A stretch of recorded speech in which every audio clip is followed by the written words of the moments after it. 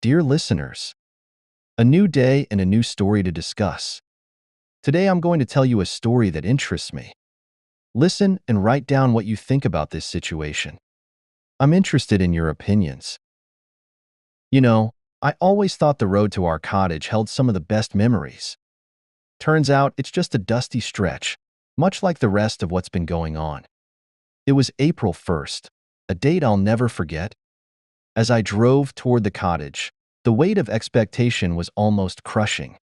Angela, my wife, was supposed to prep the place, lightening the load of my 3-hour drive from a lecture that dragged on for an eternity. You'd think a traveling professor would find thrill in these journeys, but not when they lead you home, or what you hope feels like home. I can't say I wasn't eager to see her. The job's been gnawing at us, stretching the distance from just miles into emotional light years. Angela's nursing shifts weren't kind either. Always taking, seldom giving. So, these weekends? They're our lifeline. Or supposed to be. The drive ended as the sun dipped below the horizon, casting long shadows that seemed to mock my arrival. Late, as usual. I remember thinking, this is it, a nice quiet weekend. Just Angela and me, no distractions. But as I pulled up, her car was conspicuously absent. Not late, not delayed, absent. And in that moment, the silence of the place screamed louder than any argument we ever had. No Angela. No warm lights welcoming me. Just a dark, empty shell. The cottage felt colder than the night air, if that's possible. I sat there in the car for a minute longer than necessary, half expecting her headlights to come tearing around the bend. They didn't. I tried calling her. 1 ring, 2 rings, damn reception. You'd think we could afford better, with all the extra shifts she pulled. But no, up in the mountains, we're pretty much cut off. And there I was, talking to a deadline. Stepping out of the car, the gravel crunched under my feet like a bad premonition. I fetched my bag, found the spare key under the mat, same old hiding spot, and let myself in. The place smelled stale, abandoned. How long had it really been since anyone cared about this place? I wandered through the rooms, flicking on lights that struggled against the gloom. Then it hit me. April Fool's Day. Had to be a joke, right? Classic Angela. I half smiled at the thought. She'd pop up any minute now, laughing at the look on my face. But as the minutes ticked by, that idea grew thin. Too thin. The chill settled in my bones as I waited, alone. Betrayal, that's what it felt like. Not the laugh out loud, gotcha kind of betrayal. No, this was the deep, festering kind. I could feel it, something off in the air. A plot twist in our perfect little narrative. She'd planned something all right, something that didn't involve quaint dinners or catching up. That's when the headlights appeared. Not hers. No, this was something else. A sleek, red sports car that screamed trouble. And out stepped a blonde, Monica, her name was. With a smirk and a sealed envelope, she shattered the remaining pieces of what I thought was our life. I have something for you, she said, handing it over like she was delivering pizza, not the catalyst to a potential heartbreak. You see, at that point, what do? You play along, right? Because it's a joke. It has to be. Only it wasn't. The letter in my hands felt heavier than lead as I tore it open. Words like new doctor and weekend away leapt off the page, stinging like salt in fresh wounds. She was clear. Calculating. And me? I was the fool, all right? So, there it was, betrayal served cold on a platter. Angela's confession was clinical, almost surgical in its precision. And me? I guess I was supposed to find redemption in Monica's presence, seek some twisted form of revenge through whatever game Angela had set up. But as I stood there, the letter crumpling in my clenched fist, it was clear. This was no mere April Fool's joke. This was a reckoning. And whatever came next, well, It was on me to decide how the night would end. Let me tell you, walking into that cottage was like stepping into a scene where you know something's wrong, but you can't quite put your finger on it. Everything was too still, too silent. As I flicked on the lights, shadows jumped at the corners of my vision, mocking me with their fleeting presence. The air was stale, tinged with a lingering coldness that no amount of heating could ever chase away. You see, every room I walked into held traces of Angela. Her books on the coffee table, her coat hanging on the back of a chair, like she might waltz back in at any moment. But the emptiness echoed louder than any promise of her return. It was all just an illusion, a well-staged play in a theater of deceit. And there I was, the lead actor in a role I never auditioned for. The part of the betrayed husband, naive and blindsided. "Where are you, Angela?" I found myself whispering to the empty rooms, half expecting an answer. But the only reply was the creak of floorboards under my feet, groaning under the weight of the truth. I tried to make sense of it all. How many weekends had we spent here, just the two of us, wrapped up in the simple joy of being together? Too many to count, and yet, here I was, counting the moments of solitude, strung together like beads on the necklace of our relationship.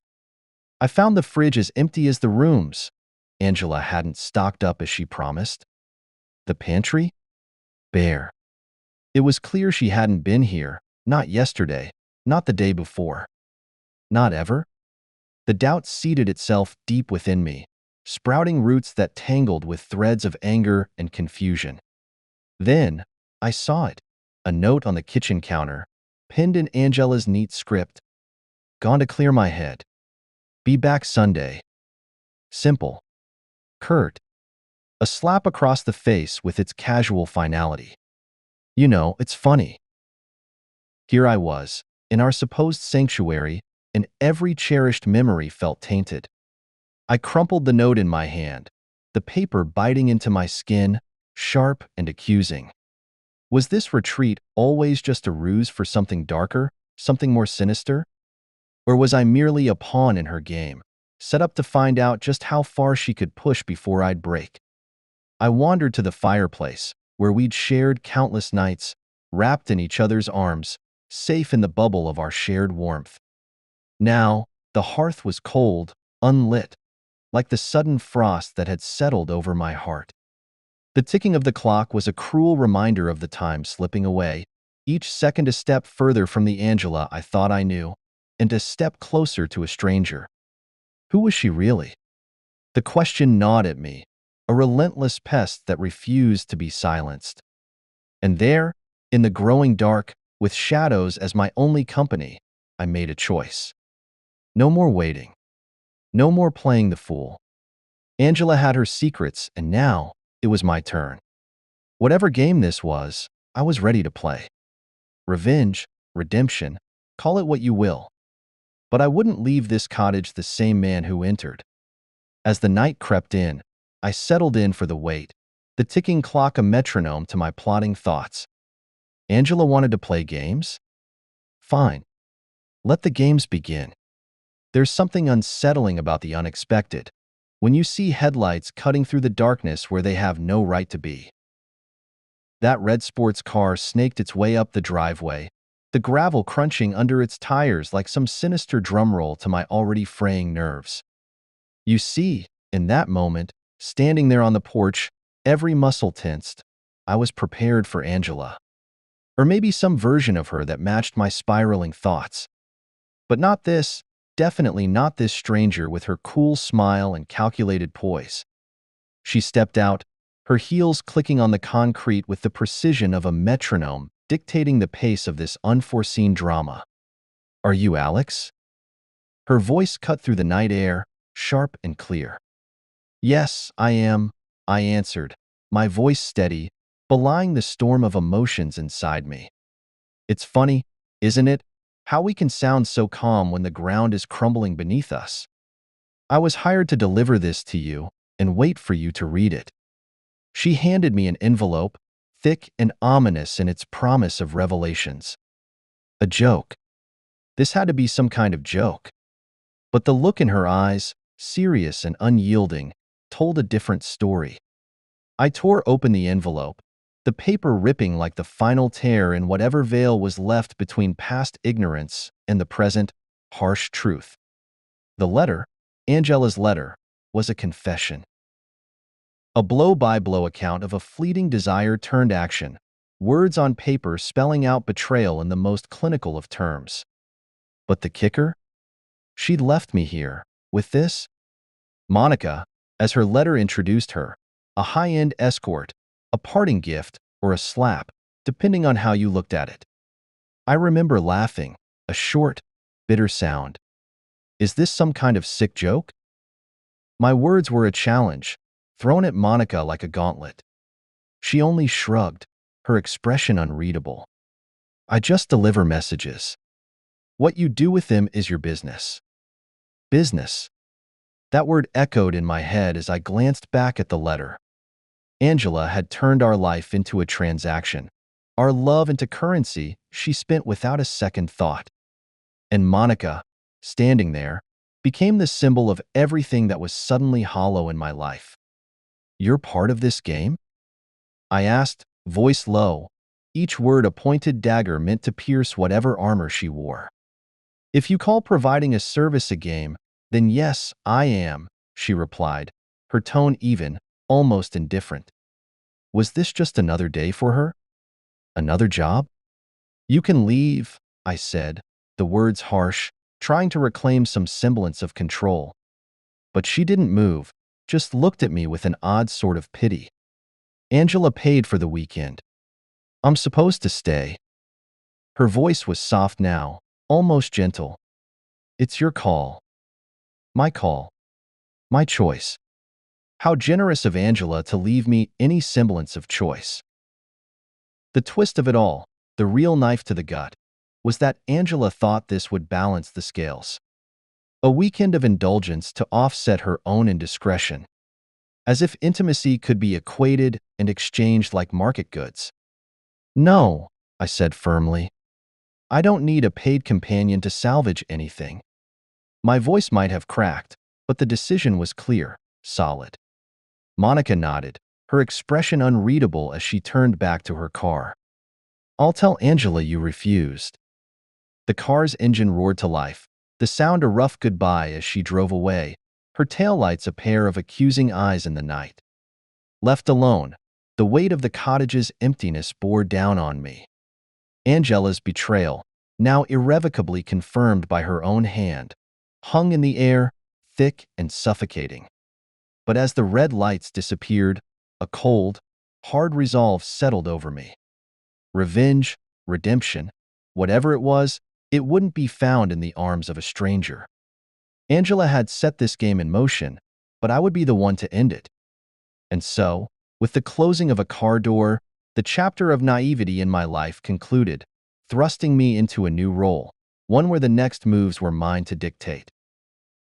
The night grew colder, the kind of cold that seeps into your bones, the kind you can't shake off with a simple shrug. There I was, alone again.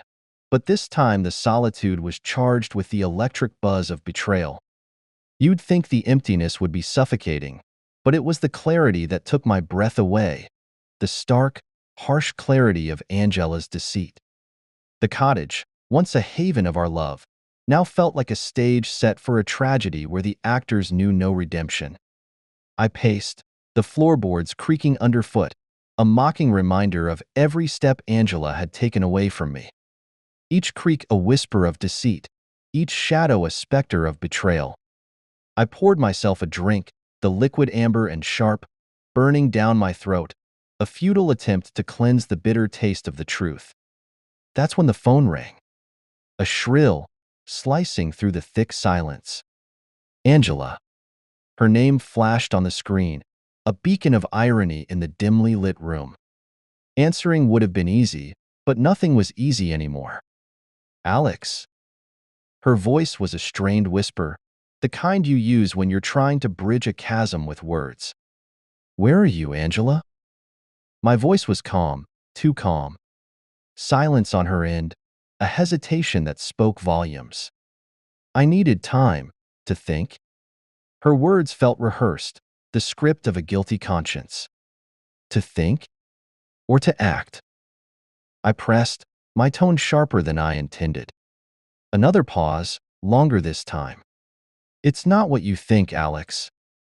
Isn't it? I laughed, a hollow sound. You leave me a letter confessing a weekend affair, and you think what, exactly? I. I can explain, she faltered, the fight going out of her voice. But I wasn't looking for explanations, not anymore.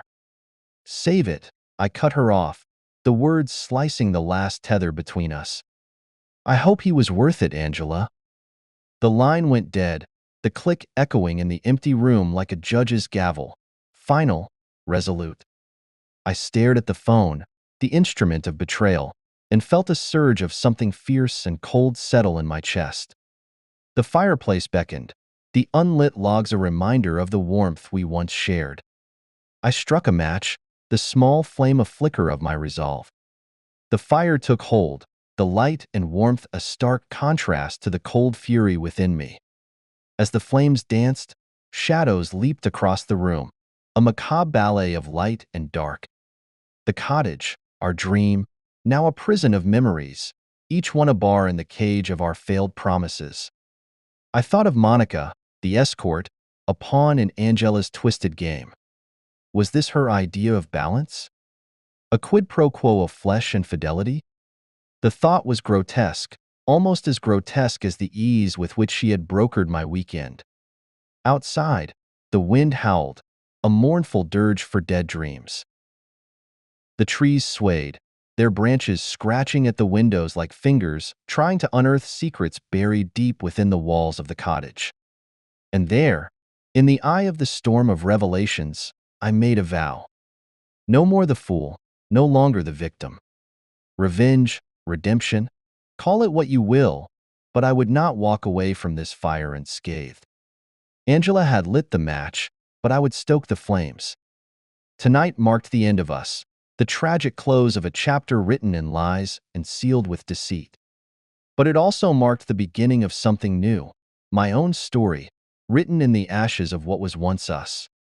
Dawn broke with a grim kind of sobriety, the light harsh and unyielding as it cut through the remnants of last night's fire, now just smoldering ashes. I sat there, coffee in hand, watching the steam rise in tendrils, like specters fleeing the light. Morning has a way of making everything look different, doesn't it? The shadows that loomed so large at night now seemed trivial, petty almost. But not the betrayal, that still sat heavy, an unmovable weight in my stomach. You might think I'd feel empty, the revelations of the night hollowing out the love I had for Angela. But it was the opposite. I was full of a cold, hard resolve.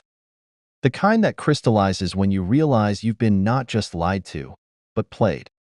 The phone lay next to me, silent now, a stark reminder of last night's final conversation. I could still hear Angela's voice, that tremulous note of desperation. It had almost made me laugh, almost. I can explain. Explain? As if there could be words sufficient enough to stitch up the wounds of betrayal. I sipped the coffee, the bitterness a perfect echo of my thoughts. I had choices now, paths I could walk down. Paths of revenge, of redemption, or maybe just moving on. But moving on felt like letting her win, didn't it? I stood up, my joints stiff from a night spent on the couch. Not much sleep had found me, and when it did, it was fitful, filled with dreams of whispered secrets and closing doors. Walking to the window, I looked out over the lake, the water a mirror reflecting back a world turned upside down. The cottage was quiet, the kind of quiet that presses in on you, expects you to fill it with noise. But I wasn't ready to break it yet. I liked the quiet. It gave me space to think, to plan. Angela had taken something from me, trust, love, years of my life. What would I take from her? The thought was vindictive, yes, but wasn't vengeance just justice with a sharper edge? My reflection stared back at me from the glass, a man I barely recognized. Had I always been this hard, this cold? Angela's betrayal had stripped away much of what I thought I knew about her, about us, about myself. What now, Alex? I asked my reflection, a half-hearted attempt at self-counseling. No answer came, of course. Reflections are good like that. They don't offer anything you don't already know. Turning away, I considered my options. Legal proceedings? Perhaps. Public shaming? Tempting. But none of it felt quite right, not yet. Revenge should be cold, yes, but also precise, calculated. I needed to strike where it would hurt her most. But how? The coffee cup was empty, a hollow vessel much like my heart now. I set it down, the clink of ceramic on wood a punctuation in my internal monologue. The fire needed rebuilding, the cottage needed airing out, and I needed to start over. But first things first. Angela had to know I was done. Not through text, not over a call. She needed to see it in my eyes, hear it in my voice.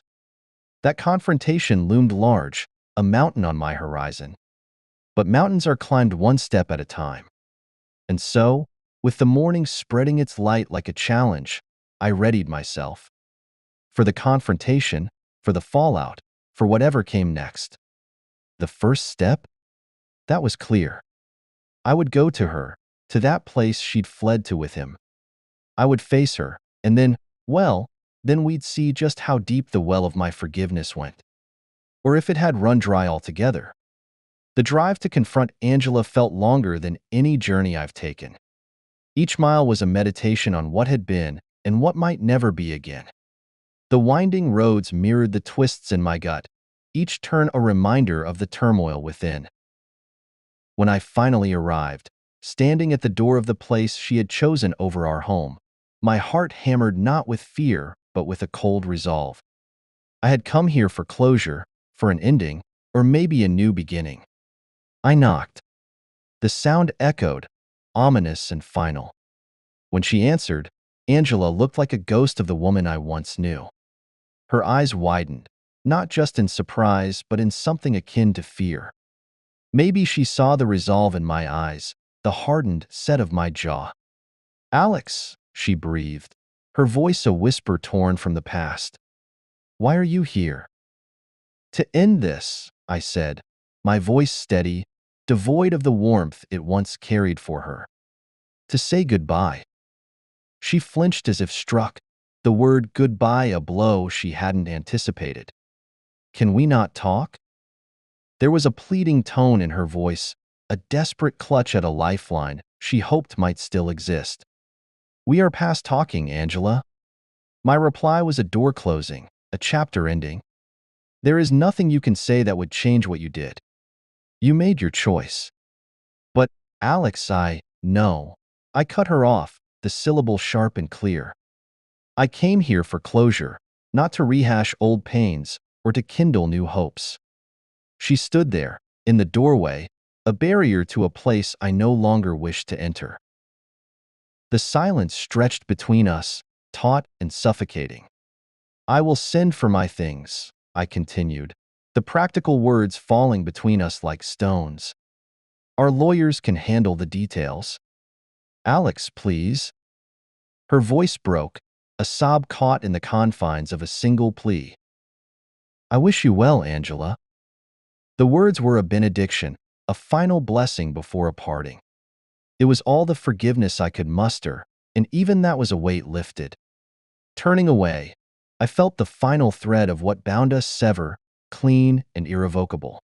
As I walked back to my car, the weight on my chest eased, a breath released after being held too long.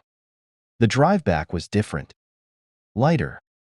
The road unwound before me not as a path of return, but as a route to something new. Something unknown but wholly mine. As the landscape passed, each mile a step away from my past, I realized the journey ahead was mine alone to shape. I could dwell on the betrayal, let it define me, or I could forge a new path, one paved with the lessons learned from love and loss. The cottage would be sold, the memories archived, Not forgotten, but stored away in the depths of a heart that still beat, still hoped. Maybe there would be love again, maybe not. But there would be life. A life lived not in the shadow of betrayal, but in the light of newfound strength. When I arrived back at the now empty cottage, it no longer felt like a prison. It was just a place, a stepping stone to the next big leap.